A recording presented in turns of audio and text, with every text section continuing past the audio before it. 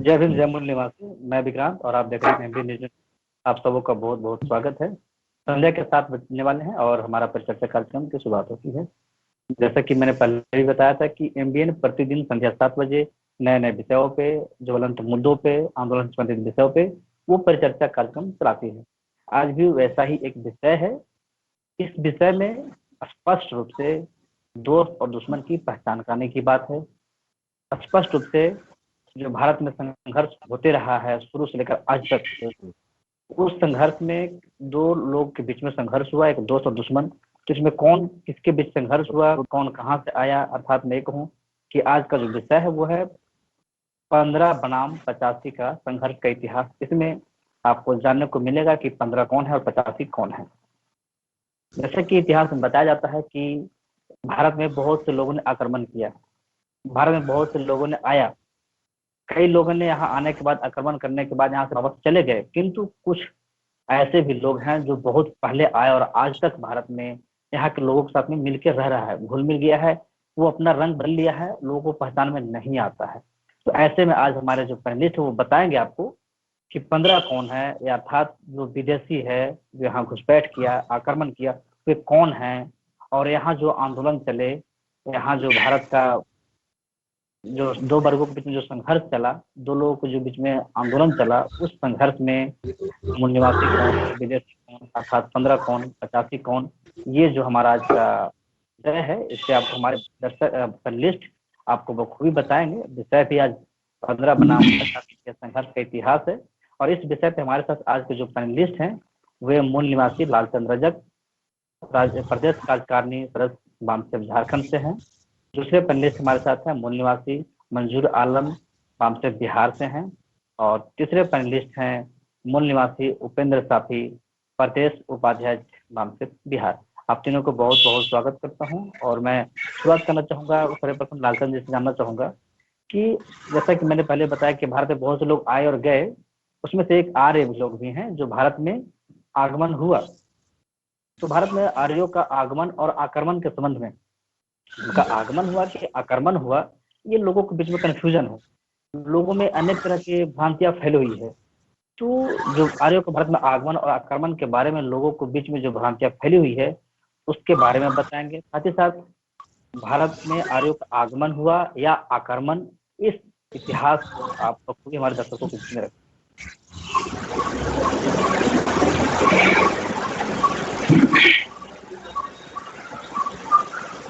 धन्यवाद विक्रांत जी।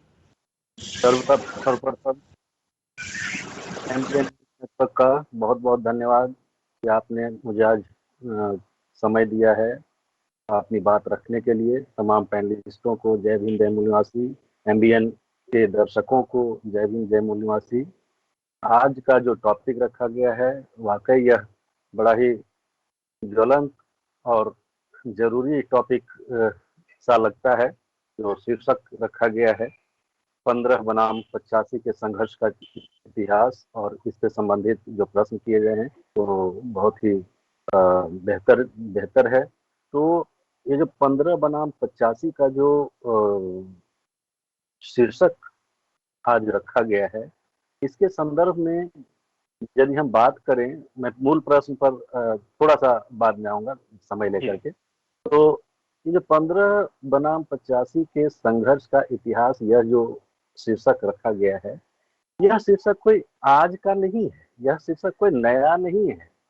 हम यदि बात करें महामानव बुद्ध के आंदोलन की, हम बात करें महामानव बुद्ध की क्रांति की, तो हमें यह पता चलता है कि महामानव बुद्ध ने वर्ण व्यवस्था के खिलाफ, असमानता के खिलाफ, गैर बराबरी के खिलाफ जो आंदोलन किए, क्रांति की, उस क्रांति की उपज यह शब्द है। गोया यह शब्द बदली हुई है कि उस समय बहुजन बनाम सर्वण का मामला था। राष्ट्रपिता ज्योतिबा फूले के समय जो आंदोलन चले, संघर्ष हुए, वहां तक आते आते यह सेठ जी, भट्ट जी बनाम शूद्रातिशूद्र में परिवर्तित हुआ। बाबा साहब के संघर्ष के दौरान और उनके जो कड़े संघर्ष उन्होंने किए, वहां तक आते आते यह SC ST OBC बनाम अन्य या सामान्य या फॉरवर्ड जो भी कहें, वहां तक, और आज यह जो हम लोग चर्चा चला रहे हैं 15 बनाम 85, यदि हम सेंसस जनगणना की भी बात करें, तब भी जिन वर्गों को, जिन बहुसंख्यकों को, जिनको हम बहुजन कह रहे हैं, उनकी आबादी 85 से 90 % तक जाती है। तो इसलिए हमें यह चर्चा है वो 15 अब आते आपके मूल प्रश्न पर कि आर्यों के भारत आगमन अथवा आक्रमण के संबंध में जो अनेकों मत समाज जीवन में फैली हुई है, प्रचारित है, उस आक्रमण या आगमन पर हमें तथ्यों के साथ क्या बात रखनी चाहिए। जाहिर है कि जब हम इतिहास की बात करते हैं, क्योंकि मैं इतिहास का विद्यार्थी भी रहा हूँ और इतिहास का शिक्षक भी हूँ, तो जब हम इतिहास की बात करते हैं तब हमारी प्राचीन सभ्यता, भारत की जो प्राचीन सभ्यता जाती है वह सिंधु घाटी सभ्यता तक जाती है। और यह सभ्यता आद्य ऐतिहासिक सभ्यता है, पुरातात्विक अभिलेख से संबंधित सभ्यता है, पुरातात्विक चीजें मिल रही हैं। तो सिंधु घाटी सभ्यता, यह हम सब जानते हैं कि यह अनार्यों की सभ्यता थी, यह द्रविड़ियों की सभ्यता थी, और यदि बाबा साहब अम्बेडकर के शब्दों में बात करें तो यह नागवंशियों की सभ्यता थी। अब बात आती है कि इसके बाद क्या हुआ। तो जाहिर है सिंधु घाटी सभ्यता के जो नष्ट होने का प्रमाण है, क्योंकि सिंधु घाटी सभ्यता 1500 वर्षों तक चली और यह अचानक से एकदम से नष्ट नहीं हुई, एकदम से अचानक से यह नष्ट नहीं हुई। आप जब प्राचीन भारत का इतिहास देखिए सिंधु घाटी सभ्यता में, तब यह पता चलता है कि अनेकों मत हैं, जिसमें एक सशक्त मत यह भी है कि आर्यों के आक्रमण से सिंधु घाटी सभ्यता नष्ट हुई। यह अलग बात है कि आज के तथाकथित हिंदूवादी या राष्ट्रवादी इतिहासकारों या मान्यता रखने वाले लोगों को यह पसंद नहीं है। जो अभी चल रहा है इतिहास लेखन का दौर, या फिर नई शिक्षा नीति में जो हम देखेंगे वो कुछ अलग होगा, लेकिन इतिहास यही है जिसे हम बदल तो सकते हैं। हारे हुए राजा को यहाँ कागज में तो जिता सकते हैं, लेकिन जो तत्काल उस समय हुआ है उसको हम कैसे बदल सकते हैं। तो यहाँ यह दिखाया जा रहा है कि हम यह कहना चाह रहे हैं कि जो आर्यों का आगमन हम कहते हैं, दरअसल वह आक्रमण था, और आक्रमणकारी ही एक सभ्यता को नष्ट करते हैं, एक राजा को हराते हैं और गुलाम बनाते हैं। और होना तो यह चाहिए, जब राज तंत्र में भी यह है, एक नियम है कि जब हम एक राजा दूसरे राजा को हराते हैं तो उनसे एक समानता का व्यवहार किया जाता है, और उनको बंदी भी जब बनाया जाता है तो समानता का व्यवहार किया जाता है। लेकिन यहाँ पर एक कुटिलता से, एक चालबाजी से, एक छल प्रपंच से यहाँ पर हमारे नागवंशी द्रविड़ी अनार्य राजा को हराया गया और उनको गुलाम बनाया गया। और न केवल गुलाम, बल्कि जब ये अर्थात आर्य अपनी सत्ता कायम किए, वैदिक एरा जिसको कहते हैं हम, जब अपनी सत्ता कायम किए, तब इन राजाओं के वंशजों को घृणित और नीच काम दिए गए, और वही पेशागत जो पहचान थी आगे जातिगत पहचान हुई। तो इस तरह से हम कह सकते हैं कि आर्य का आगमन नहीं बल्कि आक्रमण हुआ। जहां तक तथ्यों और प्रमाणों की बात है तो हम तमाम विद्वानों की बात करते हैं, नेहरू से लेकर तिलक से लेकर अज्ञे से लेकर के हर किसी की बात करते हैं, और ये सभी मानते हैं कि आर्य का जो आगमन है वह मिडिल ईस्ट, यूरेशिया, जो कि पोलैंड से लेकर के मिडिल एशिया तक के स्टेपी के मैदानों में ये रहते थे, वहां से चल करके खानाबदोशी जीवन के तहत, नोमैडिक जीवन के तहत यहाँ पर आए और एक ग्रामीण सभ्यता, आज भी इतिहास में सिंधु घाटी सभ्यता को नगरीय सभ्यता कहा जाता है, वही वैदिक सभ्यता को ग्रामीण जी सभ्यता कहता है। और वह एक ग्रामीण और बर्बर सभ्यता का शुरुआत किए, जिसमें मार काट और ये वो तथाकथित हम देख पा रहे हैं कि ऊंच नीच उस समय से ही यह चर्चा में रहा, समाज जीवन में ये रहा। तो इस तरह से जी आज जब हम ये 21वीं शताब्दी में जाएं, 21वीं शताब्दी जी में भी राखी गढ़ी जो हिसार डिस्ट्रिक्ट हरियाणा में है, वहां पे आज खुदाई चल रही है, आज भी खुदाई चल रही है, पुरातत्व अन्वेषण चल रहे हैं पुरातत्व विभाग की ओर से, भारतीय पुरातत्व विभाग की ओर से।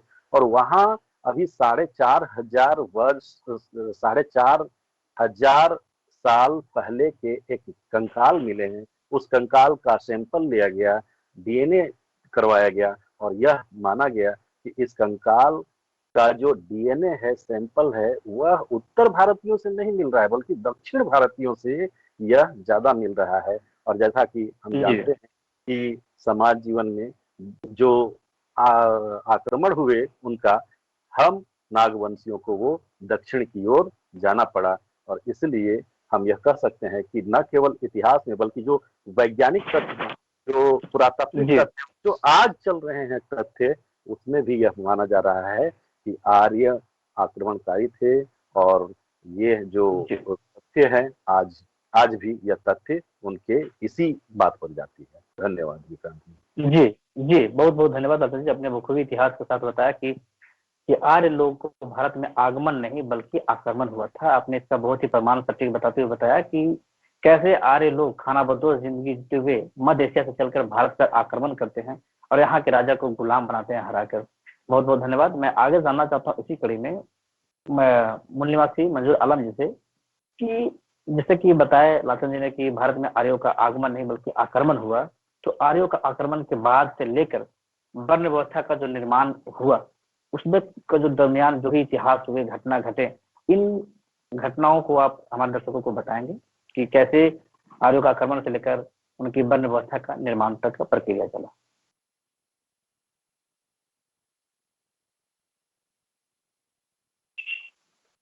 माइक ऑन कर लेंगे।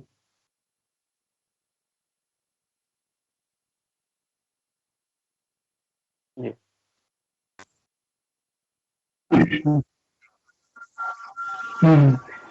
सबको जय भीम, सबको नमस्कार। जितने पैनलिस्ट हमारे हैं और विक्रांत जी को और एमबीएम न्यूज को मैं शुक्रगुजार हूं कि मुझे मौका दिए कि इस विषय पर मैं कुछ बोलूं। मैं वैसे अर्थशास्त्र का प्रोफेसर हूं, लेकिन फिर भी मैं थोड़ा इसमें रुचि रखता हूं। इस वजह से मैं आज थोड़ा आर्य का कैसे आगमन हुआ उसके बारे में थोड़ा सा मैं विस्तार से बताता हूं। हम बहुत सारे इतिहासकारों के हिसाब से कैसे आगमन हुआ, किस तरह से हुआ, उसमें मतभेद है। तो मैं एक इतिहासकार मैक्स मुलर के अनुसार मैं बताना चाहता हूं कि मैक्स मुलर के अनुसार भारत और ईरान के मध्य अवस्थित मध्य एशिया क्षेत्र में से निकलकर एक शाखा यूरोप में गई, दूसरी शाखा ईरान में गई, तीसरी शाखा जो भारत में। भारत में जो शाखा आई थी वह शाखा अफगानिस्तान से होते हुए हिंदू कुश पर्वत को पार करके सप्त सिंधु क्षेत्र में आए तथा यहीं पे ये लोग क्या हुआ, बस गए। आर्य का प्रशासनिक इकाई जो था वो आरोही क्रम में अगर इस तरह से देखा जाए तो 5 भागों में बटी थी। पहला क्या था, कुल, दूसरा ग्राम, तीसरा विश्व, चौथा जन और 5वां राष्ट्र था। जो ग्राम का मुखिया ग्रामीण और विश्व का प्रधान विश्वपति कहलाता था। जन के शासकों को राजन कहा जाता था। आर्य सर्वप्रथम पंजाब और अफगानिस्तान में बसे हुए थे। मैक्स मुलर ने आर्यों को मूल निवासी स्थान मध्य एशिया को माना है। आर्य द्वारा इनकी जो बोली थी, वो भाषा थी, वो संस्कृत थी। आर्य कौन थे, कैसे आए, इसके बारे में थोड़ा सा मैं बताऊं कि इंडो आर्यन भाषा बोलने वाले लोग उत्तर पश्चिमी पहाड़ों से आए थे तथा पंजाब के उत्तर पश्चिम में बस गए। बाद में गंगा के मैदानी इलाकों में जहां उन्हें आर्यन या इंडो आर्यन के नाम से जाना गया। ये लोग इंडो ईरानी, इंडो यूरोपियन या संस्कृत भाषा बोलते थे। आर्य की उत्पत्ति के बारे में सही जानकारी नहीं है, पर अलग अलग विद्वानों का अलग अलग विचार है कि ये कहाँ से आए। अल्पस में थे, पूर्व यूरेशिया में थे, अभी हमारे पैनलिस्ट ने बताया कि ये यूरेशिया में थे, मध्य एशिया में, आर्कटिक क्षेत्र में, जर्मनी तथा दक्षिण रूस में रहे। अतः हम ये कह सकते हैं कि आर्यन उन लोगों को कहा जाता था जो प्राचीन इंडो यूरोपियन भाषा बोलते थे, जो प्राचीन ईरान और उत्तरी भारतीय महाद्वीप में बसने की सोचते थे। जहां पर आर्य बसे वह स्थान सप्त संध प्रदेश कहलाया गया और इसमें 7 नदियां थी, सिंधु, सरस्वती, झेलम, चेनाब, रावी, सतलज, ब्यास, इस तरह से ये सप्त सिंधु कहलाया गया। फिर आर्य का संघर्ष जो है वो भारत के गोत्र के राजा ने शासन किया और भारत को 10 राजाओं का विरोध भी झेलना पड़ा। 5 आर्य थे, 5 गैर आर्य थे। ये युद्ध पुरुषरणी या रावी नदी के पर किया गया था। दशरथ युद्ध 10 राजाओं के बीच में हुआ था। इसका उल्लेख जो है ऋग्वेद 7 का 8वें मंडल में भी मिलता है। तो इस तरह से सारे जो है हमारे यहाँ जो आर्यन आए, इनका आक्रमण हम कह सकते हैं कि प्रथम दस्ते में 15,000 BC के से पास आक्रमण किया। आए हम जो है नहीं कहा, बल्कि इन्होंने आक्रमण किया। आक्रमण करने के बाद इनके पास जो है बहुत सारे वो क्या कहते हैं अपना हथियार था, शक्ति थी, जिसके वजह से आक्रमण करके उसमें क्या किया, कब्जा कर लिया। और पूर्व आर्यन किलों को उल्लेख हड़प्पा संस्कृति की वजह से भी किया गया। आर्यन का मूल निवासी इसलिए भी विजय प्राप्त कर पाए क्योंकि उनके पास था बेहतर क्या था, हथियार था, वरमान था तथा अच्छे वाले मतलब घोड़े वाले रथ भी थे, जिसकी वजह से वो यहाँ पे आकर अपना कब्जा किए और क्या कहते हैं कि आक्रमण करके सारे चीज को ध्वस्त करके अपने हिसाब से वो चलना शुरू कर दिए। अब बात आती है कि वर्ण समाज, वर्ण कैसे उत्पत्ति हुआ। वर्ण जो अगर हम देखें पहले जो है कार्य के हिसाब से उसको ब्राह्मण, क्षत्रिय, शूद्र और वैश्य के 4 भागों में बांटा गया। और कार्य के हिसाब से जो अध्ययन, अध्यापन, धार्मिक कांड का अनुसरण करे और धर्म की रक्षा तथा उसको पोषित करे, उन्हें ब्राह्मण कहा गया। समाज में शांति, बाहरी आंतरिक शत्रुओं की रक्षा करने वालों को क्षत्रिय कहा गया। कृषि, पशुपालन, शिल्प एवं वाणिज्य अर्थार्थ यानी मुक्त उत्पादक को वैश्य कहा गया। इस तरह से कार्य के हिसाब से इनको बांटा गया।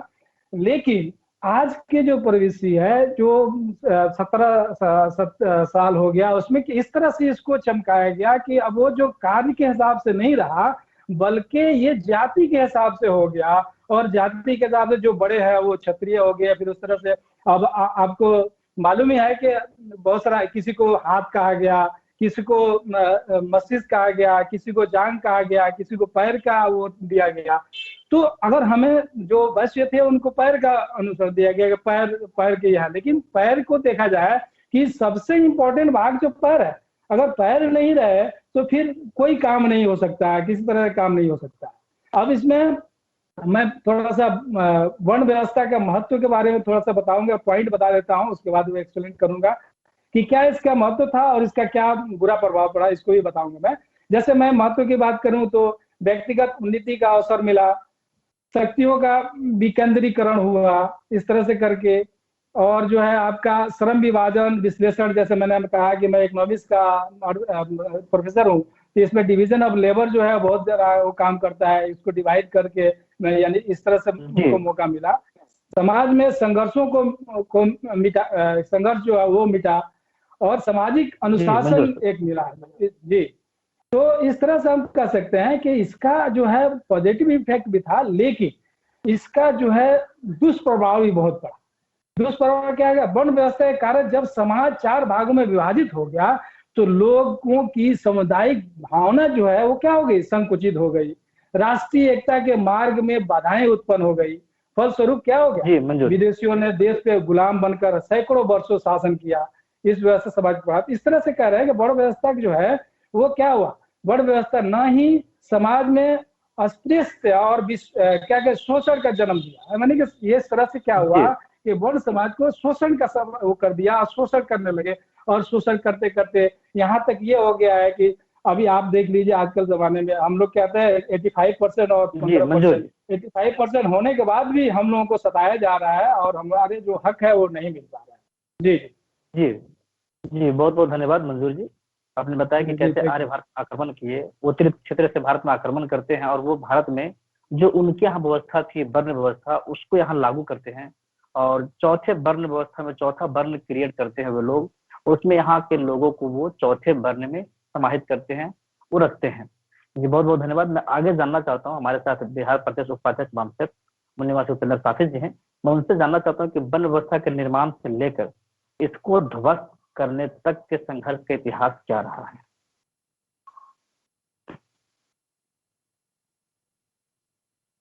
जी माइक ऑन कर लेंगे।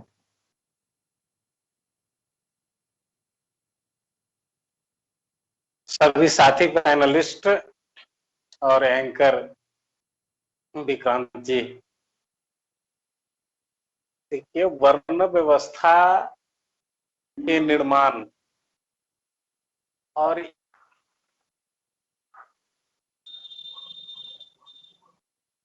काल है, टाइम है, उसमें जब हम लोग चलेंगे तो हम सब ये जानते हैं कि वर्ण व्यवस्था आर्यों की वर्ण व्यवस्था है और आर्य का आक्रमण हुआ है। तो इसका अर्थ ये हम लगाते हैं कि आर्य जिस संस्कृति में जीवन जी रहा था वो संस्कृति लेकर के भारत पर आक्रमण किया। आक्रमण कि उसके साथ हमारा संघर्ष है। अगर उसका आगमन होता तो हम वेलकम किए हुए रहते। भारत या सिंधु घाटी सभ्यता के जो मूल निवासी बहुजन समाज के गवर्नर उनको आगमन किए, वेलकम किए रहता, लेकिन वो वेलकम इंडिया के अंदर किया गया इसका एक भी सबूत नहीं मिले। तो उसके साथ संघर्ष हुआ, ये हिस्ट्री है। इसका अर्थ ये निकलता है कि वे आक्रमणकारी था। आक्रमणकारी होने की वजह से हमारा उसके साथ इंडिया के गवर्नर और विदेशी लुटेरों के साथ संघर्ष हुआ। स्पष्ट होता है कि वो आक्रमणकारी। अब वो आक्रमणकारी सभ्यता लेकर के आया था, जैसे अंग्रेज भारत में सभ्यता लेकर के आया, मुगल आया तो सभ्यता लेकर के आया, उसी प्रकार से आर्य भी सभ्यता लेकर के आया। और यह सभ्यता जो है ब्राह्मण, क्षत्रिय, वैश्य और शूद्र चार वर्ण की सभ्यता, वह इंडिया में नहीं बनाए।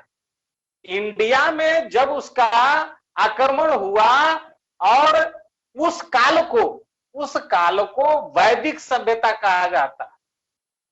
उस काल को जैसे सिंधु घाटी सभ्यता का जो 2700 बीसी से लेकर के 1600 बीसी तक, और 1600 बीसी से लेकर के 1000 बीसी का जो टाइम है वह वैदिक युग है। फिर 1000 बीसी से लेकर के 500 बीसी का जो पीरियड है यह पौराणिक टाइम है। उसमें उनका वेद नहीं है, पुराण का टाइम लिखा है। तो ये अब वेद और पुराण में डिफर कर लीजिए। तो वेद में वर्ण व्यवस्था है, वेद में वर्ण व्यवस्था है, वेद में पुरुषों को महत्व दिया गया है, पुराण में महिलाओं को व्यवस्था महत्व दिया गया है। वेद में पुरुष देवता हैं, महिला देवी नहीं है। पुराण में देवी आ गई, देवी एंट्री कर रही है। यहां पर पुरुष के महत्व का ह्रास हो रहा है पुराण में, और देवी विकास कर रहा है। ये सारी व्यवस्था जब 2700 BC से पहले जब आप मध्य एशिया में चलेंगे तो मध्य एशिया में युद्ध हुआ है। अब उस समय, अब ईसा मसीह, ईसाई धर्म को अगर लेंगे, ईसाई संस्कृति को लेंगे तो वह 1 ईस्वी से शुरू होता है। उसके पूर्व आप वहां पर एक देव वाले, बहुत देव वाले का जो संघर्ष हुआ है वह दजला और फरात नदी के किनारे में, और वहां पर ये आर्य लोग जो अपने वेद में बहुत सारे पुरुष हीरो को स्थापित किए हैं, इनके नेतृत्व में उनके तरफ से एक देव वाले, एक ईश्वर, एक गॉड वाले के साथ जो उनका युद्ध हुआ है, उसका, उस युद्ध का नाम हुआ एक देवा बहुदेवा। और इसका ये अपने ग्रंथ में लिखा देवासुर संग्राम, देव और असुर के संग्राम, अर्थात आर्य लोग जो बहुदेवा थे वह एक देव वाले को असुर कहा और उसके साथ संघर्ष हुआ। फिर एक देव वाले, इसको शैतान कहा, इसको शैतान घोषित किया, और अंततः लड़ाई में आर्यों की हार होती और वह आर्य फिर, अब उसका जो बहुत दिनों तक, चूंकि हमारे यहाँ 1600 ईस्वी में आता है, लेकिन उसका 27 उससे पहले के 2022 BC के परिप्रेक्ष्य में देखेंगे तो उसका कुछ दिन तक शासन चला है। तो वहां पर शासन के दरमियान में आप ये देखें कि वहां जो अपने में वह क्षत्रिय वर्ण बनाया था, क्षत्रिय वर्ण में और ब्राह्मण वर्ण में ये सभी महत्वाकांक्षा को लोग जनेऊ उपनयन संस्कार महत्वाकांक्षा को लेकर के, कि जनेऊ उपनयन आज भारत में क्या है, ब्राह्मण को जनेऊ उपनयन संस्कार का कॉपीराइट है, और वही कॉपीराइट के ऊपर में उसको सीरिया में क्षत्रियों ने सवाल खड़ा किया था कि आप ही क्यों कॉपीराइट रखेंगे जनेऊ उपनयन संस्कार का, हमें भी कोई यह कॉपीराइट है। और इसको लेकर के आप देखेंगे शूद्रों की खोज जब पढ़ेंगे, बाबा साहब डॉक्टर अम्बेडकर का शूद्रों की खोज जब पढ़ेंगे तो उसमें देखेंगे वशिष्ठ और विश्वामित्र दोनों, एक ब्राह्मण का लीडर, एक क्षत्रिय का लीडर, और उसके पूरे परिवार और पूरे समूह के बीच में भयानक युद्ध हुई है। और भयानक युद्धों उपरांत जो क्षत्रिय ब्राह्मण के सामने सिलेंडर किया वो सूर्यवंशी क्षत्रिय रह गए, उनका जनेऊ उपनयन संस्कार चालू रहा। और जो क्षत्रिय उनको, आर्य क्षत्रिय, ऐसा ही समझना है, आर्य क्षत्रिय जो सिलेंडर नहीं किया वह चंद्रवंशी क्षत्रिय कहलाए। और इस तो चंद्रवंशी क्षत्रिय वहां पर शूद्र हो गए। जो आप देखेंगे ऋग्वेद के मंडल नंबर 1 से लेकर के मंडल नंबर 9 तक ब्राह्मण क्षत्रिय वैश्य की ही चर्चा है।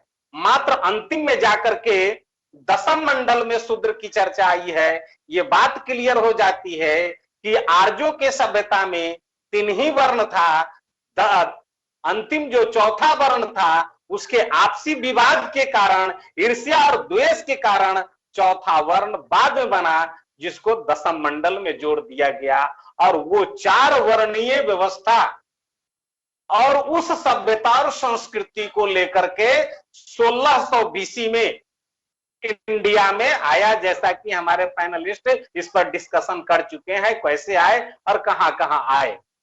अब वो जब आए तो आने के साथ ही वो यहाँ राजा नहीं बने, यहाँ का गवर्नर नहीं हुए, वो गवर्नर को गाइड करने का आंदोलन चलाया, गवर्नर को गाइड करने का आंदोलन चलाया। और उस दरमियान आप हम देखेंगे कि जो मूल निवासी बहुजन समाज के जो किंग थे, गवर्नर थे, उन्होंने उनके विचार से प्रभावित होकर के बहुत सारे गांव के गांव दान में दिए हैं, और दान की जमीन पर उनका जीवन यापन शुरू हुआ। और वही जब उनके दान पद्धति से, हमारे राजा की दान पद्धति से और इनके बिहेव से जो मूल निवासी बहुजन समाज के लोगों के बीच जो दुख पैदा हुआ, बैकवर्डनेस, बैकवर्ड दुख का नाम है, इधर में बैकवर्ड क्लास के लोग इस बात को महसूस नहीं करते कि बैकवर्ड दुख का नाम है। संविधान सभा ने दुखित लोगों को पिछड़ा वर्ग का, सुखित लोगों को सामान्य वर्ग में रखा और दुखित लोगों को बैकवर्ड में रखा। इस दुख से आंदोलन जूझने के लिए, इस दुख से संघर्ष करने के लिए बुद्धा को ज्ञान की जरूरत थी और वह ज्ञान प्राप्त बिहार की धरती गया में प्राप्त हुई। और जो ज्ञान मिला उस ज्ञान से आंदोलन चली और वह आंदोलन से पूरा वर्ण व्यवस्था का जो विचारधारा था लोगों के माइंड में वह विलुप्त हो गया, वह निष्प्रभावी हो गया और वह मानव सब एक समान है। धम्म की पद्धति, पंचशील की पद्धति स्थापित हो गई, पूरी दुनिया सुखी हो गया। और सुख से घबरा करके 186 बीसी में यही आर्य जो राजा बिरदरथ के कार्यकाल में उसके कर्मचारी थे, उन्होंने छुप करके धोखेबाजी से उसकी हत्या करके उस धम्म व्यवस्था को नष्ट कर दिया। तो यहाँ पर एक संतकारी घटना पूरे भारत के इतिहास में, विश्व के इतिहास में यह एक जुगांतकारी घटना थी। यही रिकाउंटर रिवॉल्यूशन था प्राचीन भारत में। तो अब मैं यहाँ ये कह रहा हूं कि जो वर्ण व्यवस्था 2022 बीसी में निर्माण हुआ वह आकर के इंडिया में बुद्धा के आंदोलन से समाप्त हो गया। मेरा इतना कुछ कहना है। और इसमें भारत में 85 और 15 का संघर्ष है। आप देख रहे हैं बुद्धा ने जो नेतृत्व किया वो दुखित लोगों का नेतृत्व कर रहे थे, अर्थात मूल निवासी बहुजन समाज का नेतृत्व कर रहे थे। हाँ, उसमें वो घुसपैठिए थे। तो इस ढंग से वर्ण व्यवस्था बुद्धा के आंदोलन से समाप्त हो गया। बहुत बहुत धन्यवाद जी, बहुत बहुत धन्यवाद उपेंद्र जी। आपने बखूबी बताया कैसे भारत में आर्य का जब आक्रमण हुआ उसके बाद किस तरह से वो वर्ण का निर्माण किए। जो उनके यहाँ वर्ण व्यवस्था में 3 ही वर्ण थे, वे भारत आने से पहले चौथे वर्ण का निर्माण कर चुके थे और वे यहाँ के लोगों को चौथे वर्ण में रखते हैं। कैसे, फिर आपने ये भी बताया कि उस वर्ण व्यवस्था को ध्वस्त करने के लिए किस प्रकार से तथागत गौतम बुद्धा को पूरे विश्व में जो क्रांति करना पड़ा, जो आंदोलन कराना पड़ा, उसका परिणाम स्वरूप भारत में वर्ण व्यवस्था ध्वस्त हुई। मैं आगे इसी में जानना चाहता हूँ लालचंद जी से कि गौतम बुद्धा के क्रांति के बाद, उससे पहले चूंकि गौतम बुद्ध जब क्रांति किए तो उन्होंने वर्ण व्यवस्था को नष्ट कर चुके थे, लेकिन उनकी क्रांति के बाद जब बिरदरथ की हत्या होती है तो उसके बाद भारत में वर्ण व्यवस्था जाति व्यवस्था में बदल जाती है। अर्थात गौतम बुद्ध की क्रांति के बाद भारत में जाति व्यवस्था का निर्माण के इतिहास के बारे में आप हमारे दर्शकों को बताएं।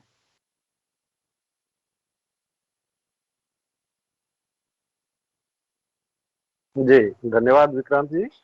बड़ा ही इम्पोर्टेंट प्रश्न है ये, बहुत ही महत्व का प्रश्न है और इसको हमारे लोगों को समझना चाहिए कि बुद्धा, महामानव बुद्धा से पहले और महामानव बुद्धा के बाद के काल में किस तरह से वर्ण जाति में बदल जाती है। वर्ण जो है वो जाति में बदल जाता है, इस बात को हमें समझना पड़ेगा।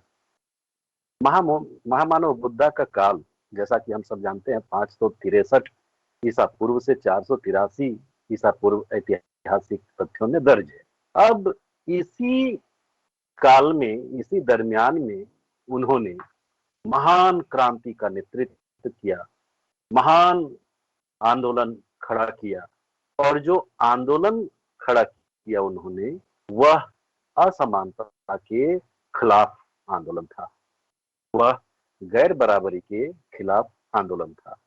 हमारे विद्वान पैनलिस्ट साथियों ने बताया कि किस तरह से गैर बराबरी की व्यवस्था कायम हो चुकी थी।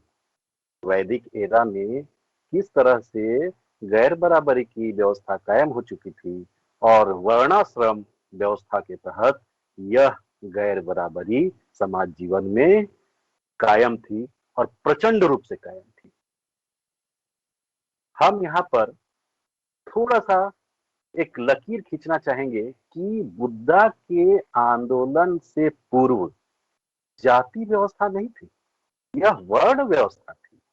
हमें समझना होगा यहाँ पर कि बुद्धा के, महामानव बुद्धा के आंदोलन से पूर्व जाति व्यवस्था नहीं बल्कि वर्ण व्यवस्था थी, जैसा कि उपेंद्र भाई ने कहा, हमारे प्रोफेसर साहब ने कहा। और उस वर्ण व्यवस्था में ही इतनी गैर बराबरी थी, इतनी असमानता थी कि समाज जीवन में लोग त्राही त्राही करने लगे, एक दूसरे वर्ण से एक अपने को या एक दूसरे को अलग समझने लगे, छोटा समझने लगे, और इस तरह से गैर बराबरी की व्यवस्था कायम हुई। अब आते हैं बुद्धा के काल में, कि बुद्धा के काल में, महामानव बुद्धा के काल में जब यह प्रचंड रूप ले लिया, बहुत ही भयानक रूप ले लिया, तो उन्होंने इसके खिलाफत एक महान क्रांति शुरू की, एक महान आंदोलन खड़ा किया। और यहाँ पर सबसे इंपॉर्टेंट जो बात है वह यह है कि उनके आंदोलन में एक बड़ा वर्ग पीछे खड़ा रहा, जुड़ गया, बहुत ही जल्द जुड़ गया। और वह वर्ग, वह वर्ण था सबसे निचला, तथाकथित सबसे निचला शूद्र वर्ण। और शूद्र कोई जाति नहीं थी उस समय, और न ही शूद्रों में जाति थी। इसलिए महामानव बुद्धा को एक प्रकार से कह सकते हैं कि आसानी हुई इन समूचे शूद्र को इकट्ठा करने में।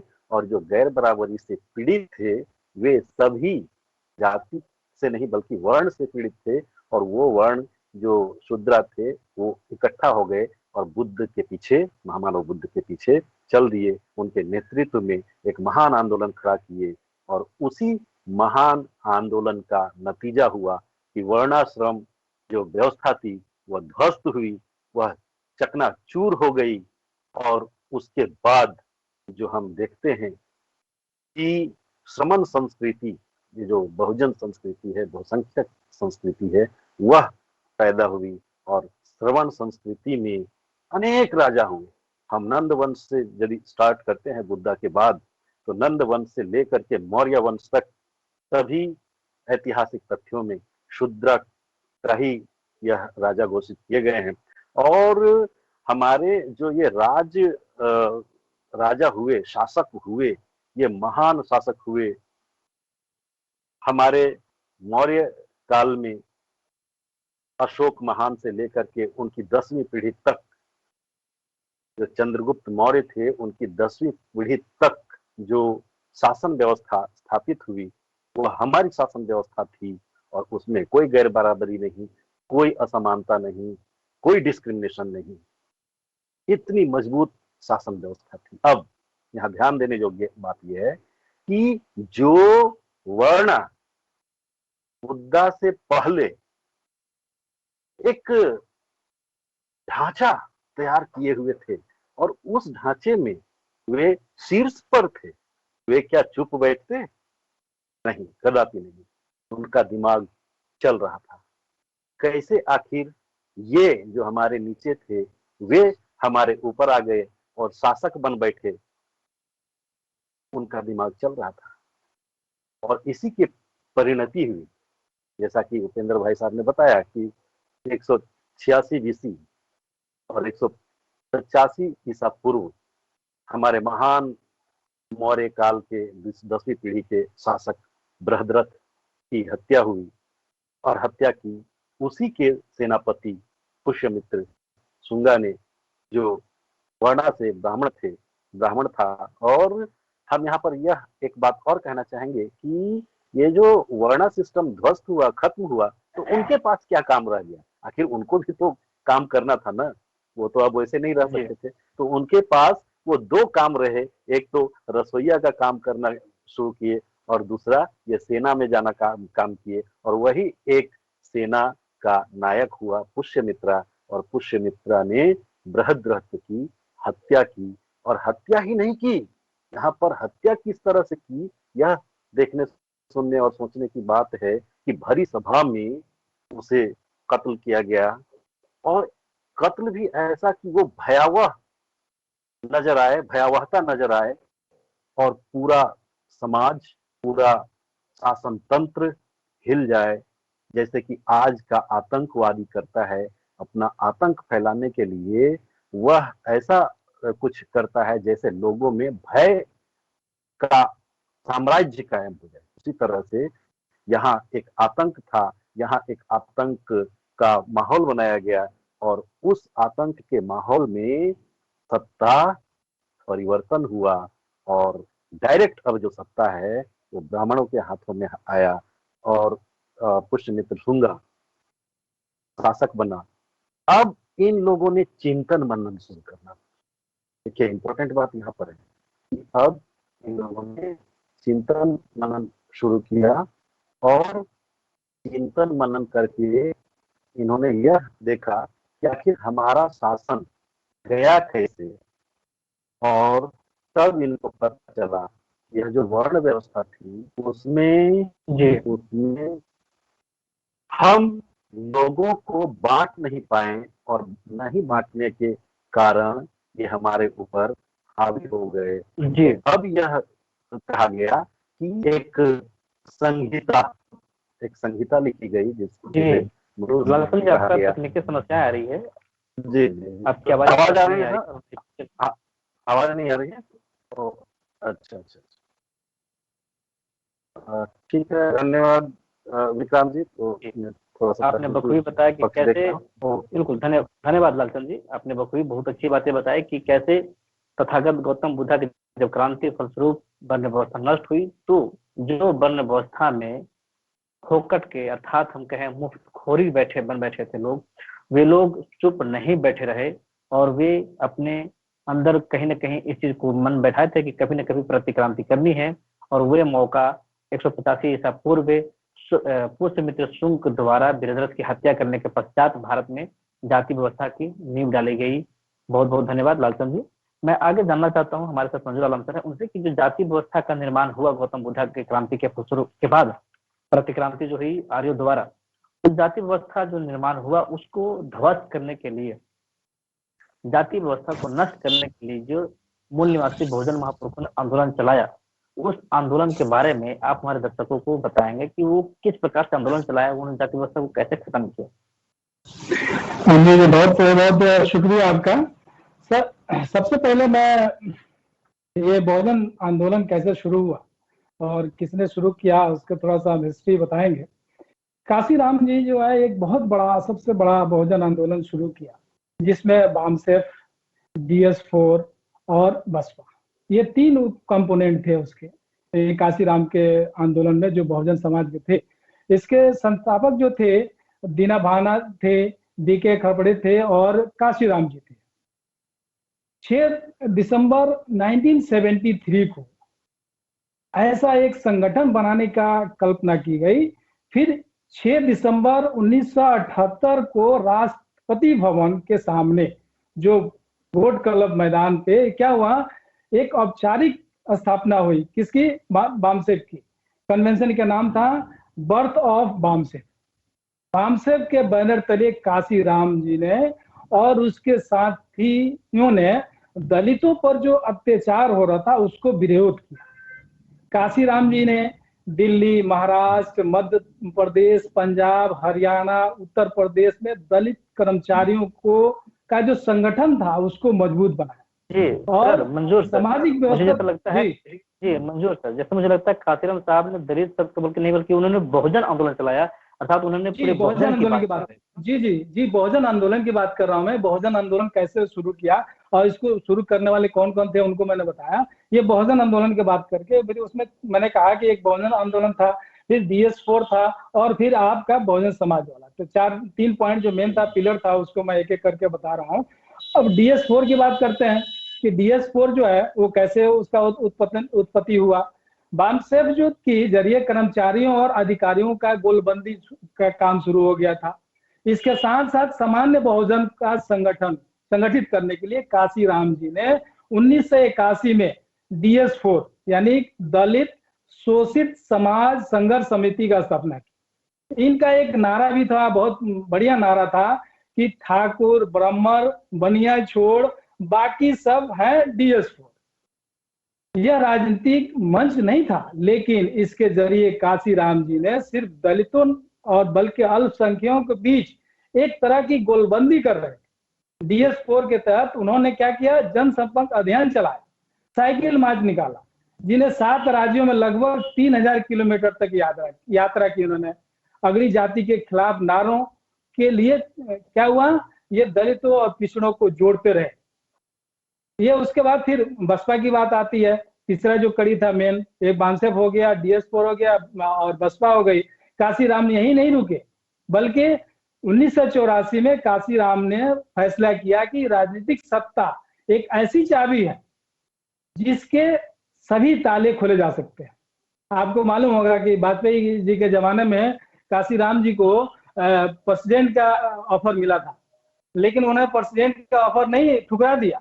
क्यों ठुकरा दिया, वो जानते थे कि हम जो है प्राइम मिनिस्टर या चीफ मिनिस्टर बनेंगे तो हमारे पास पावर रहेगा, लेकिन अगर हमको प्रेसिडेंट बना दिया गया तो हम क्या एक रबड़ मोर हो जाएंगे, सील हो जाएंगे, जहां चाहे थप्पड़ लगा दे, कोई कुछ नहीं कर सकता। तो उस वक्त उन्होंने क्या किया, उस चीज को ठुकरा दिया था।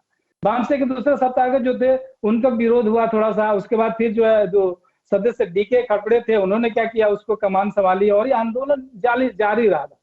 दलित समाज में तरक्की के हम बता रहे हैं कि ये अगर देखा जाए कि कैसे इसको बहुजन समाज को जोड़ने का काशीराम जी ने काम किया, और उसके बाद ज्योतिबा फुले थे, छत्रपति साहिब थे, सब बहुत सारे लोग मिलकर इस बहुजन समाज को बनाने की कोशिश की। और इस बहुजन समाज में देखिए आज भी मैं ये कहूंगा कि सर ने कहा कि ये वर्ण समझता खत्म हो गया, अभी खत्म नहीं हुआ है सर। अभी जो है अभी भी जहां देखिए तहां ये देखा जाए कि ये दलित है, ये पिछड़ा है, इस तरह से इसको सताया जाए, इस तरह किया जाए। तो मेरे हिसाब से इसको डेवलप करने के लिए जो ये 85% हम लोग हैं उसको डेवलप करने के लिए हमें कहना 3-4 मेन मूल सूत्र होना चाहिए। पहला क्या हुआ कि सभी संगठन का जो है मकसद एक है, अलग अलग संगठन ना हो के बल्कि बामसेफ को इसमें आगे आने चाहिए और सारे को साथ में प्रेसिडेंट बनकर क्या करना चाहिए, काम करना चाहिए। ये सभी संगठन आपसी में तालमेल पैदा करें, समाज में एकजुटता लाई जाए और उसके बाद जो जी जो सरकारी पदों पे है, हमारे जो पिछड़े वर्ग के लोग जो सरकारी पदों पे हैं वो क्या करें, जो बिजनेस कर रहे हैं, तरक्की कर रहे हैं, उसमें क्या करें, उनको भलाई के लिए और उनको बढ़ाएं। और सबसे बड़ी कमजोरी हमारे यहाँ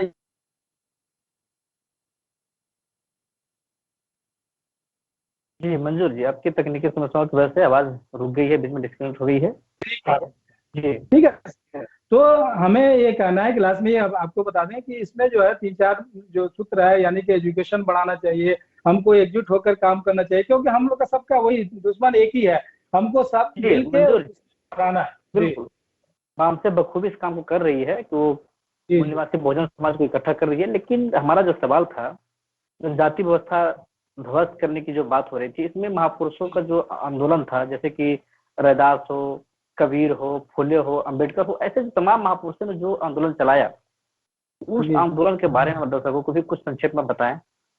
हाँ सर, उसमें इन्होंने महापुरुषों ने बहुत मेहनत की इसके बारे में, किस तरह से सारे जितने पिछड़े वर्ग हैं, जो शूद्र के लोग हैं, उनको इकट्ठा किया जाए, इकट्ठा करके फिर उनमें कैसे संगठन बनाया जाए, किस तरह से एकजुट होकर जो ये 15 हैं उसको कैसे हराया जाए, बहुत सारा इसमें है। और जैसे काशीराम जी ने, जब मैं थोड़ा सा ये करूं, काशीराम जी का जो नारा था, जिसकी जितनी संख्या भारी उसकी उतनी हिस्सेदारी, ये थोड़ा सा मैं कह रहा हूँ कि ये वो अब कम हो रहा है। अब इस तरह से जिस तरह से पहले था उस तरह से नहीं हो रहा है, जैसे मायावती जी ने वो किया, लेकिन उतना हमको नहीं लग रहा है कि इस तरह से जिस तरह से करना चाहिए उस तरह से हो।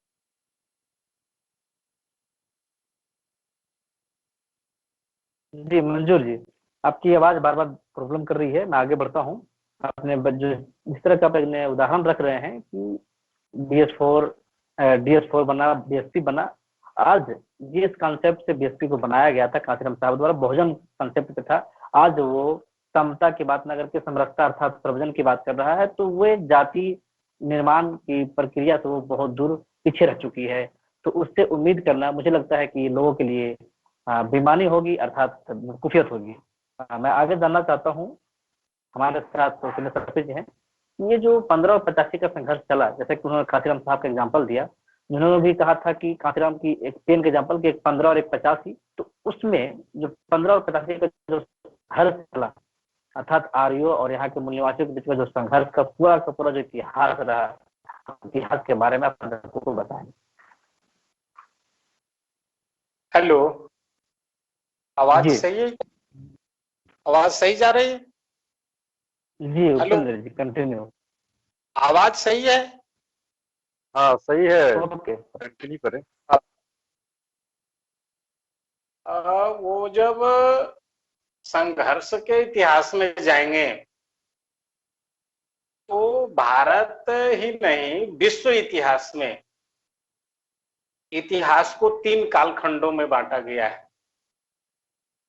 ट्रेडिशनल हिस्ट्री, मेडाइवल हिस्ट्री और मॉडर्न हिस्ट्री। और मॉडर्न हिस्ट्री जो शुरू होती है भारत में, जो आधुनिक भारत का इतिहास जहां से चालू होता है वह है 1757 का। 1757 से भारत में आधुनिक भारत शुरू हो जाता है। और उस समय जरा सा उस समय की परिस्थिति को अपने दिमाग में लाइए। तो 1757 से पूर्व भारत में अंग्रेज बिजनेसमैन के रूप में, बिजनेसमैन के रूप में, हेलो जी हेलो, कंटिन्यू रखिए अपनी बात को। हाँ, तो मैं ये बता रहा था कि 1757 के पूर्व का जो समय 31 दिसंबर 1600 ईस्वी से लेकर के 1757 के बीच में आप ये देखेंगे कि मुगल पीरियड है और अंग्रेज वहां पर बिजनेसमैन, व्यापारी के रूप में हैं। तो आप ये देखें कि उनके व्यापार की जो नीति थी, उस व्यापार नीति में भारत के जो आर्यों के जो वैश्य थे उसको घाटा हो रहा था, और तमाम जो ब्राह्मण वर्ण के लोग थे वह मुगल शासन में मंत्री बने हुए थे। अब 1757 का जो समय अंग्रेजों के शुरू होता है, मतलब ईसाई संस्कृति शुरू होती है। तो ईसाई संस्कृति तो ये जानता नहीं कि इंडिया में ब्राह्मण है, क्षत्रिय, वैश्य, शूद्र है, ये कास्ट सिस्टम है, उसको नहीं पता।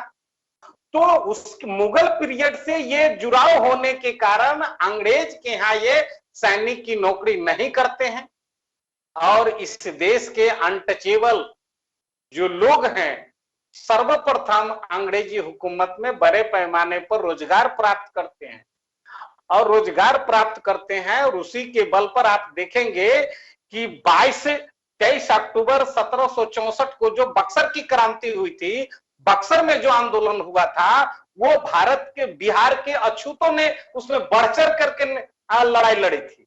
और उसके बाद 1 जनवरी 1818 का जो भीमा कोरेगांव का आंदोलन है, भीमा कोरेगांव का जो लड़ाई है, उसको भी महाराष्ट्र के महारों ने जम करके लड़ी है, और इस ढंग से रोजगार प्राप्त हुआ है।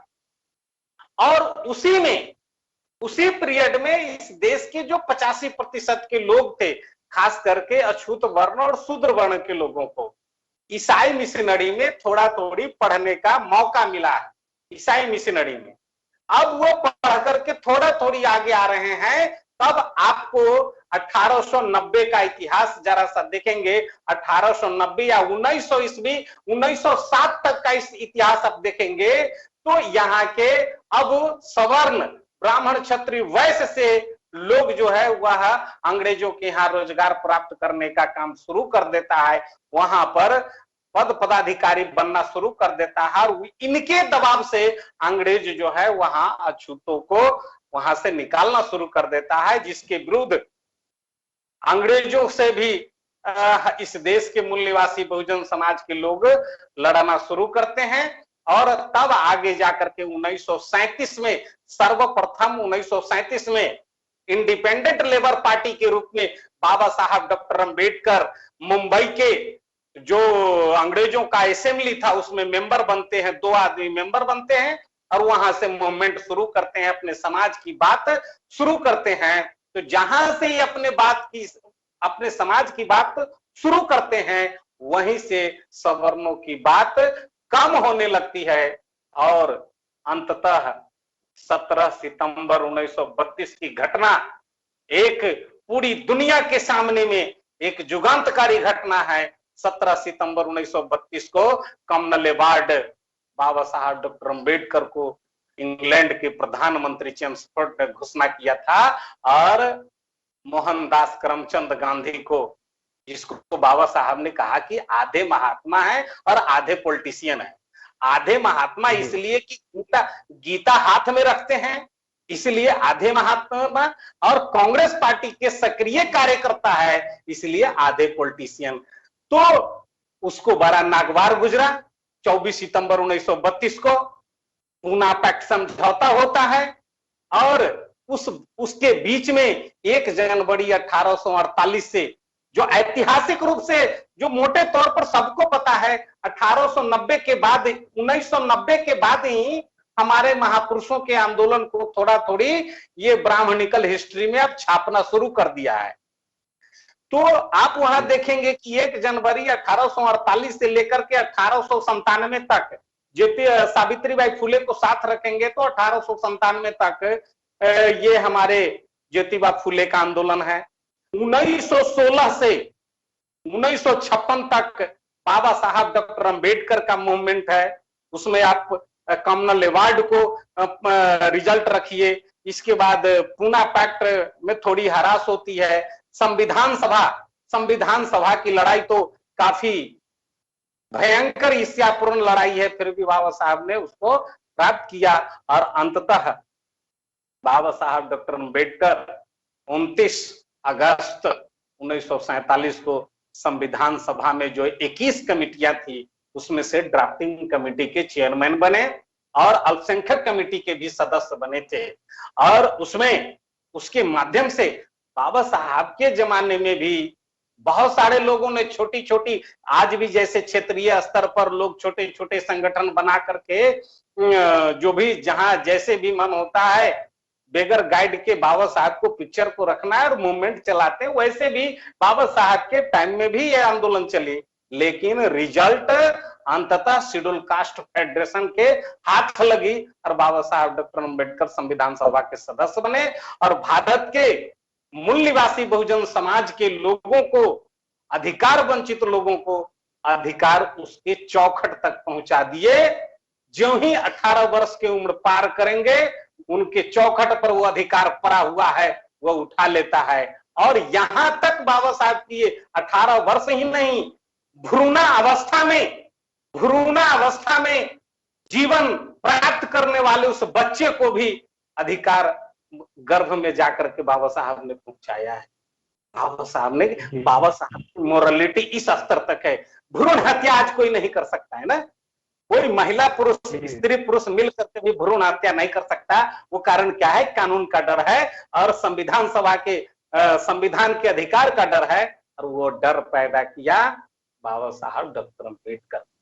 तो आपने देखा 1757 से उसके पहले आप संतों का आंदोलन है, जो नॉन ऑर्गेनाइजेशनल आंदोलन है, जो ज्यादा रिजल्ट नहीं दे सका। लेकिन हमारे सामने ये है कि हमारे मेडाइवल हिस्ट्री में हमारे संतों ने भी लड़ाइयां लड़ी है। तो आप आधुनिक भारत में आज चले आइए, 1990 के बाद जब आएंगे तो 1978 में बामसेफ का निर्माण होता है। बामसेफ जो मूवमेंट चलाती है, वह मूवमेंट की आवाज इस देश के जो शूद्र है, अनटचेबल लोग शूद्र नहीं है, ये बात पूरे देश के अनटचेबल को, शेड्यूल कास्ट शेड्यूल ट्राइब को पता होना चाहिए कि ये आउट ऑफ बर्न है। जो शूद्र वर्ण में है वो मेनली वो भी बैकवर्ड है, हम भी बैकवर्ड है। लेकिन जो सछूत शूद्र हैं वो उनकी समझ जो विकसित हुई वह बामसेफ के आंदोलन से बनी। और बामसेफ के आंदोलन से जो बनी तो उसने जो राजनीतिक दल खड़ा किया, उस राजनीतिक दल के आधार में वो अपने जाति को रखा। अब ये ज्ञान उसको मिला कहां से? तो ये ज्ञान उसको कांग्रेस से मिला। कांग्रेस पार्टी ने भी जो भारत में राजनीतिक आंदोलन शुरू किया तो वो जड़ में उस पार्टी के आधार में ब्राह्मण को रखा और पैसा के लिए गांधी जी को रख लिया। गांधी जी के जाति बढ़िया थे, बढ़िया बड़े पैमाने पर पैसा है, पार्टी चलाने के लिए पैसे की जरूरत है, तो इस ढंग से। और आज जो है जितने भी मूल निवासी बहुजन समाज के मतलब बैकवर्ड बेसिस जो राजनीतिक दल है वो राजतंत्र का रूप धारण कर लिया है। आप जितना भी पॉलिटिकल पार्टी ठिकरा लीजिए, जब उनके पिता बूढ़े हो गए तो वो अपने बेटा को आगे कर चुके हैं। मतलब लोकतांत्रिक राजतंत्र भारत में प्रोत्साहित हो गया है।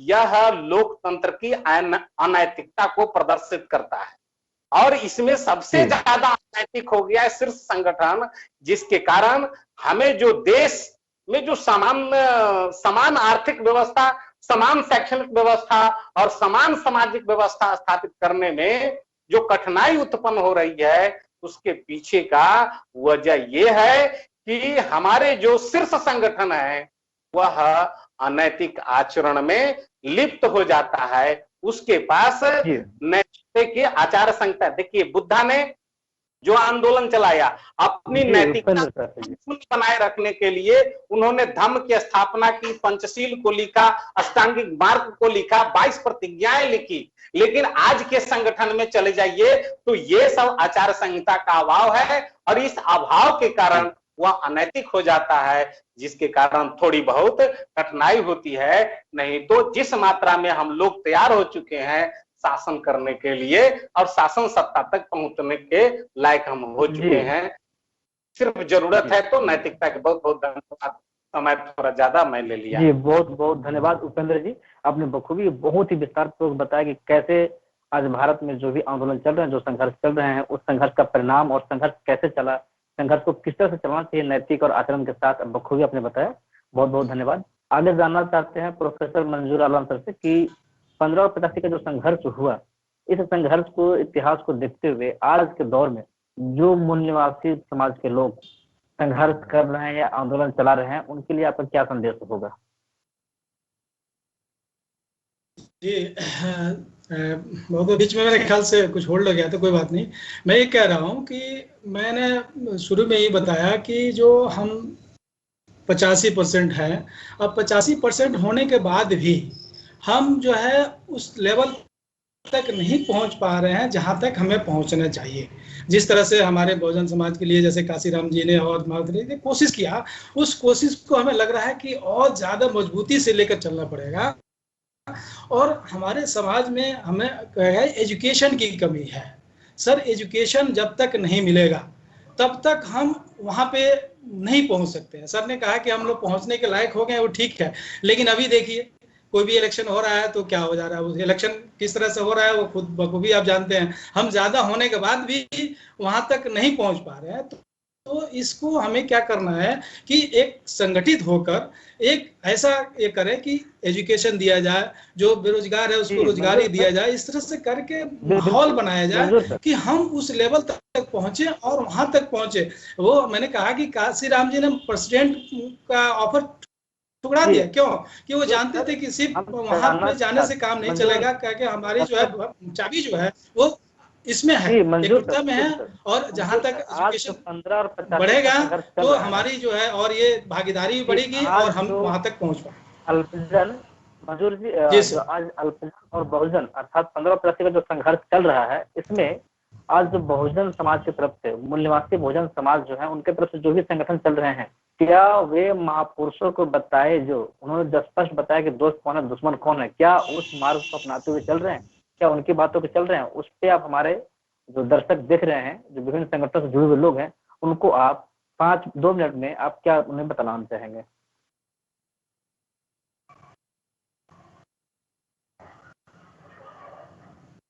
जी मंजूर जी। हाँ सर, मुझसे पूछ रहे हैं? जी हेलो जी हाँ मंजूर आलम सर, मैं आपसे पूछ रहा हूँ कि जो महापुरुष, जी मंजूर आलम सर, जो महापुरुषों ने आंदोलन चलाया 1585 का, अर्थात मूल निवासी और मूल निवासी गैर मूल निवासियों के बीच का जो संघर्ष चला, आंदोलन चला, उसमें महापुरुषों ने जो महारत हासिल की, जो सफलताएं हासिल किया, आज बहुजन समाज में कई लोग या कितने व्यक्तियों द्वारा संगठन चलाए जा रहे हैं, कोई व्यक्तिवादी, कोई कुछ।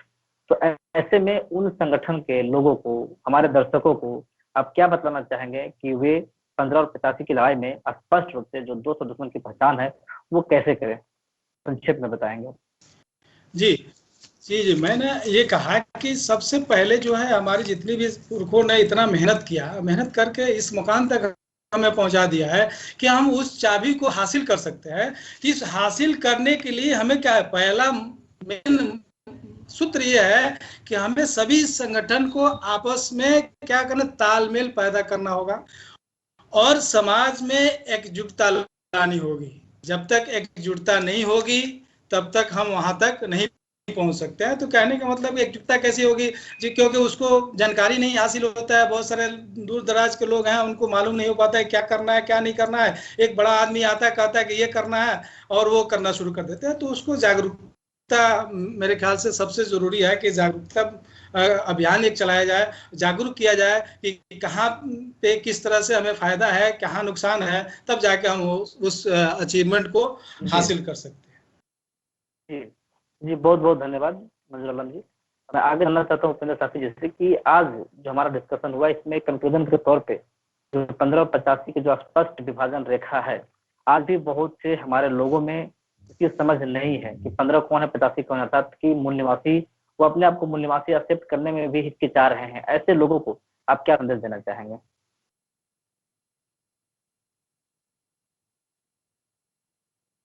माइक ऑन कर लेंगे।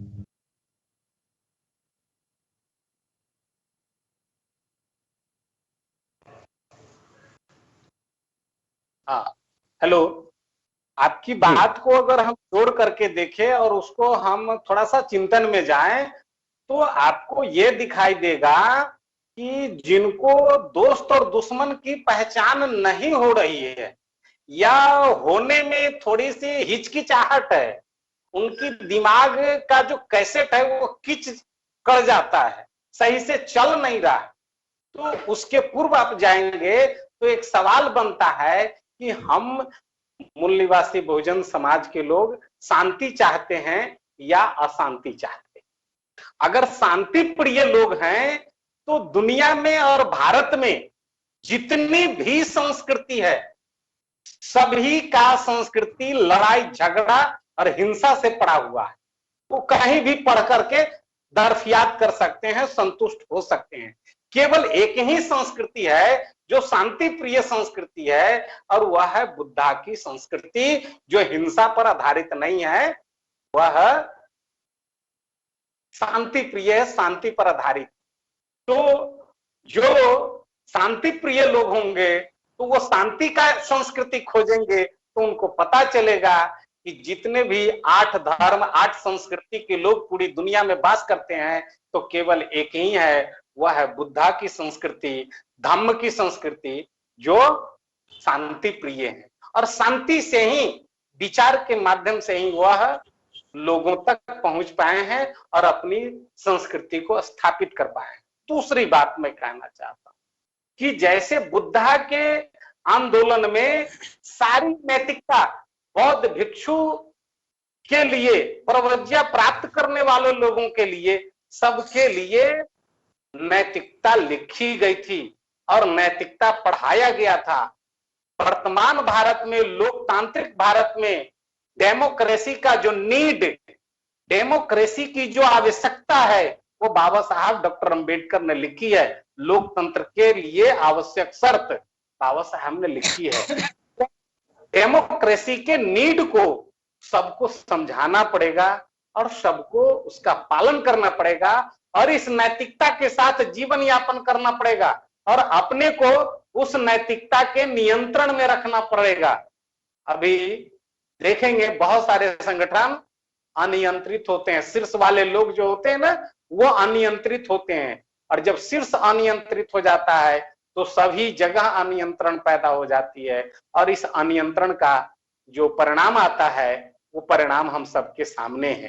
तो मैं ये कहना चाहूंगा कि सभी लोग नैतिकवान बने, शांति प्रिय बने, और शांति प्रिय बनने से उनको पता हो जाएगा कि इसी बिहार से निकलने वाले मूल निवासी बहुजन समाज के महान लीडर, महामानव बुद्धा के नैतिकता के साथ जीवन जिए, चाहे वो राजनीतिक व्यवस्था में हो, चाहे वो समाज व्यवस्था में हो, चाहे किसी भी व्यवस्था में हो, तो आर्थिक जस्टिस प्राप्त हो जाएगी, एजुकेशन जस्टिस होगी, सभी जस्टिस हो जाएगी और हम लोग एकजुट हो सकते हैं। एकजुट होने के लिए क्या हुआ?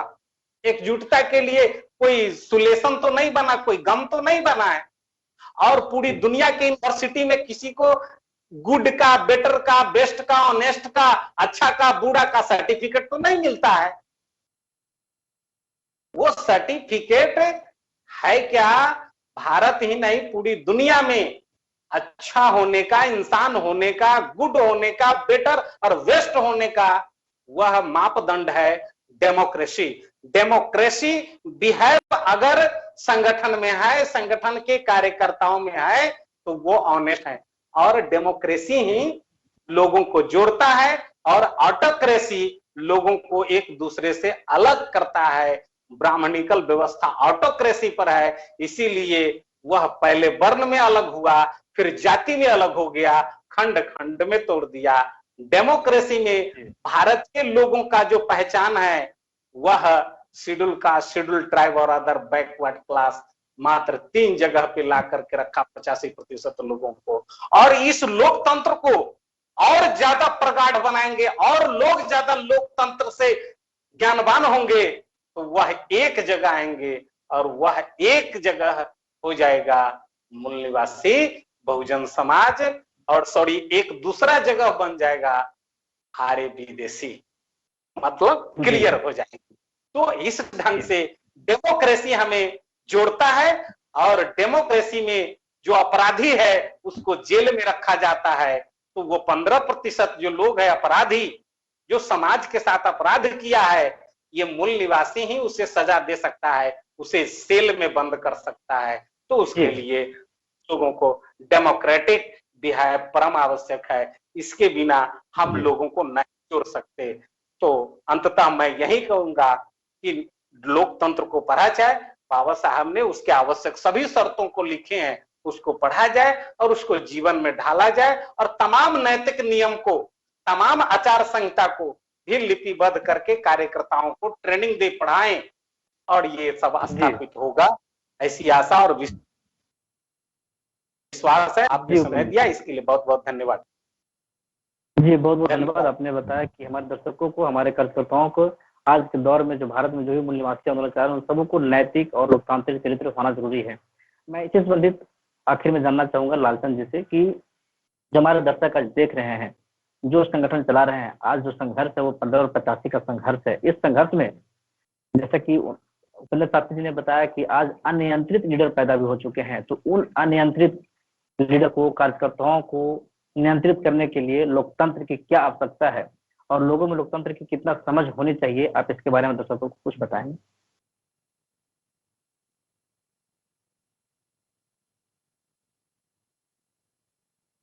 जी माइक ऑन कर लेना।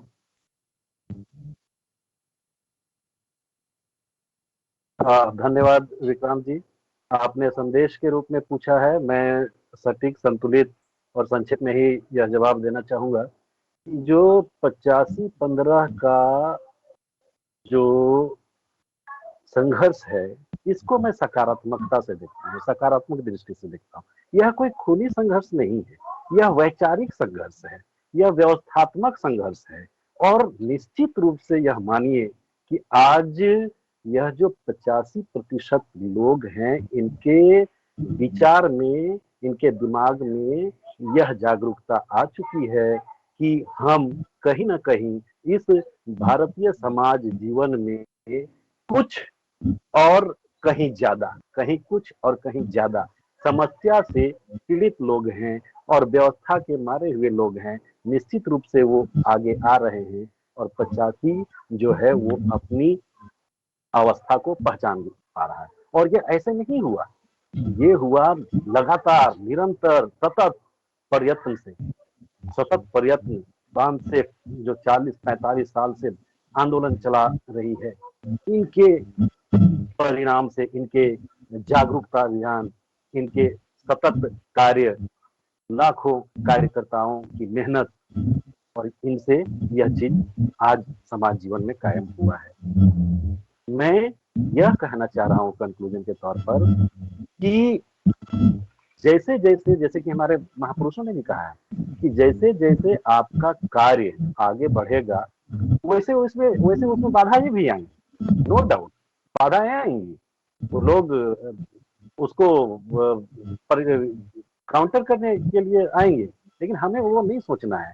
हमें यह सोचना है कि हम जो कार्य कर रहे हैं, महामानव बुद्ध का कार्य कर रहे हैं, ज्योतिबा फुले साहब का कार्य कर रहे हैं, बाबा साहब का कार्य कर रहे हैं, साहू जी महाराज का कार्य कर रहे हैं, बिरसा मुंडा का कार्य कर रहे हैं, जगदेव बाबू कुशवाहा का कार्य कर रहे हैं, और ये तमाम लीडर अपने समय में सफल हुए हैं और हम उनकी सफलता को आगे बढ़ा रहे हैं। तो लोग समझ रहे हैं, लोग समझ करके ऐसे स्वतंत्र और लोकतांत्रिक संगठनों में जुड़ना चाह रहे हैं, जुड़ रहे हैं, या हम लोग देख पा रहे हैं समाज जीवन में, क्षेत्र में। तो हम इस बात से आश्वस्त हैं, सकारात्मक हैं कि लोग बिल्कुल वैचारिक रूप से परिवर्तित हो रहे हैं, विचारधारा उनमें आ रही है और वो अपने आप को एक ऐसे समाज के रूप में देख रहे हैं जो बहुसंख्यक है और जो सत्तासीन होने तक अपने वैचारिक जो प्रबलता है उसको आगे बढ़ाते रहेंगे। धन्यवाद जी जी, बहुत बहुत धन्यवाद लालचंद जी। जैसे कि आज हमने विषय जो रखा है एमबीएन में कि 15 बनाम 85 का संघर्ष, इसमें बखूबी दर्शकों ने बताया कि कैसे भारत के सिंधु घाटी सभ्यता को नष्ट किया गया, वो भी आर्य आक्रमणकारियों द्वारा, जो भारत में 1500 ईसा पूर्व से पहले भारत में आते हैं और वो आक्रमण करके यहाँ की जो सिंधु घाटी सभ्यता थी, जो विश्व के सबसे सुसज्जित और नगरीय सभ्यता थी सिंधु घाटी सभ्यता, उसे नष्ट करते हैं और यहाँ के मूल्यवासियों को वे अपना गुलाम बनाते हैं और उन्हें वर्ण व्यवस्था बनाकर उन्हें चौथे वर्ण में रखते हैं, जहाँ उन्हें कोई अधिकार नहीं बल्कि अधिकार विहीन वे मानव न बन सके, इंसान न बन सके, ऐसी दुर्दशा में वो पहुंचाते हैं जहाँ वे पुनः फिर जब वो तथागत गौतम बुद्धा का उदय होता है तो वो क्रांति करते हैं और क्रांति के फलस्वरूप यहाँ के इंसान को, यहाँ के मूल्यवासियों को वे मानव बनते हैं, मानव की पहचान अहमियत होती है। वो मानव रूप में जब यहाँ क्रांति होती है तो वर्ण व्यवस्था ध्वस्त होती है और उसके बाद जिस तरह से जाति व्यवस्था का निर्माण हुआ, पुनः जाति व्यवस्था को नष्ट करने के लिए हमारे महापुरुषों ने जो आंदोलन चलाया, 1585 का जो संघर्ष चला, अर्थात मूल्यवासी और आर्य विदेशियों का जो संघर्ष चला, उस संघर्ष में किस प्रकार से आज के हालात में, वर्तमान परिदृश्य में आर्य लोग किस प्रकार से कमजोर होते हुए हैं और वो अपनी छटपटाहट लोगों में दिख रहा है। तो ऐसे में जो दर्शकों ने बताया कि हमें आज के दौर में क्या करना चाहिए, जिस तरह से इतिहास को बताए, जिस तरह से आने वाले भविष्य में कि वामसिक किस तरह से कर रही है, वामसिक का कारमा को बताया गया। तो ऐसे हमारे तमाम प्रश्न जो 1585 संघर्ष से रिलेटेड थे उनका जवाब हमारे पैनलिस्टों ने दिया। आप सबों को बहुत बहुत धन्यवाद। हमारे बिहार से जुड़े हुए थे मूल निवासी मंजूर आलम जी और मूल निवासी उपेंद्र साफी जी, और झारखंड से थे मूल निवासी लालचंद्र जी। आप तीनों को बहुत बहुत धन्यवाद। साथ ही साथ मैं दर्शकों को भी बहुत बहुत धन्यवाद देना चाहूंगा जिन्होंने धैर्य के साथ आज के हमारे इस पूरी परिचर्चा कार्यक्रम को उन्होंने सुना, देखा और शेयर किया। मैं आशा और विश्वास करता हूँ कि कल वे पुनः इसी धैर्य और विश्वास के साथ इस परिचर्चा कार्यक्रम को सुनेंगे, शेयर करेंगे और सब्सक्राइब करेंगे, लाइक करेंगे। और मैं इसी के साथ इस कार्यक्रम को यहीं पे समाप्त करता हूँ। धन्यवाद। जय भीम, जय मूल्यवासी। जय भीम, जय Bhim. Okay sir, thank you, thank you, thank you, thank you, thank you Vikrant ji.